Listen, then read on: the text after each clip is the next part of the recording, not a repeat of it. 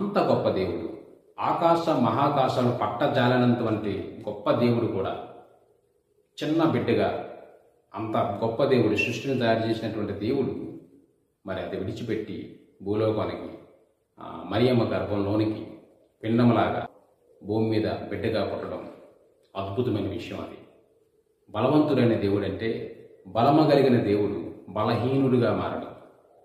ఇంకా మనం ఆలోచిస్తే అంత బలమున్న దేవుడు, సృష్టికర్త అయినటువంటి దేవుడు మానవుడిగా జీవించి పరిశుద్ధంగా జీవించి పాపం చేయకుండా ఉండాలని చెబుతూ వాక్యాలు అందిస్తూ పరిశుద్ధ లేఖనాల గురించి మాట్లాడుతూ పరలోక రాజ్యం గురించి బోధిస్తూ సిలువలో అల్పముగా బలము లేనివాడిగా, లేకపోతే ఎందుకు పనికిరాని వాడిగా, ఒక పాపిగా మనం చూస్తాం సిలువలో మరణించినట్లు.